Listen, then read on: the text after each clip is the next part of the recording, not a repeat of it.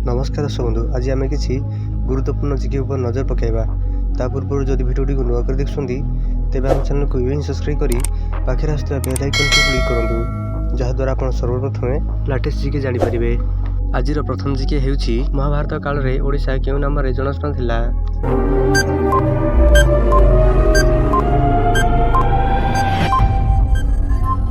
यार सठिक आंसर हेउछि उत्कल। महाभारत काल रे ओडिशा उत्कल नाम रे जन्मस्थान थिला।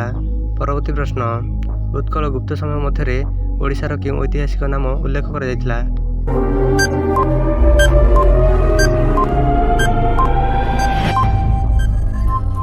यार सठिक आंसर हेउछि महाकानुरा। परवर्ती प्रश्न, प्राचीन काल रे केउ गोष्ठी ओडिशा को यार नाम देइथिले?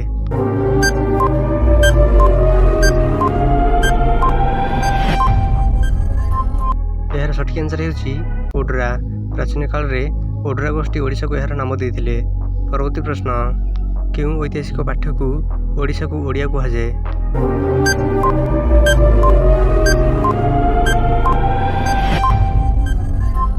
यार सठिक आंसर हेउछि बौद्ध ग्रंथ। बौद्ध ग्रंथ इतिहास पाठ्य को ओडिया कहा जाए। परवर्ती प्रश्न, केउ समय मध्य उत्कल नाम उल्लेख करा जायतिला?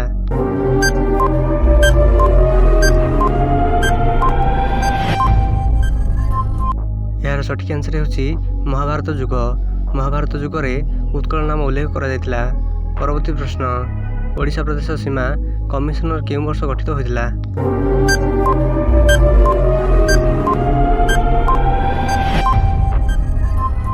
यार सठिक आंसर हेउछि 1931। 1931 मसीह ओडिशा प्रदेश सीमा कमिशनर गठित होइतिला। परवर्ती प्रश्न, ओडिशार प्रथम प्राग स्वाधीनता विधानसभा केउ वर्ष गठित होइतिला?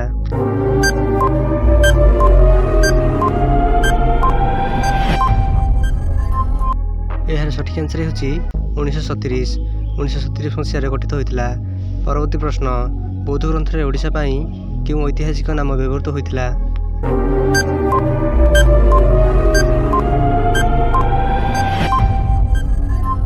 यार सठिक आंसर हेउछि ओडिशा।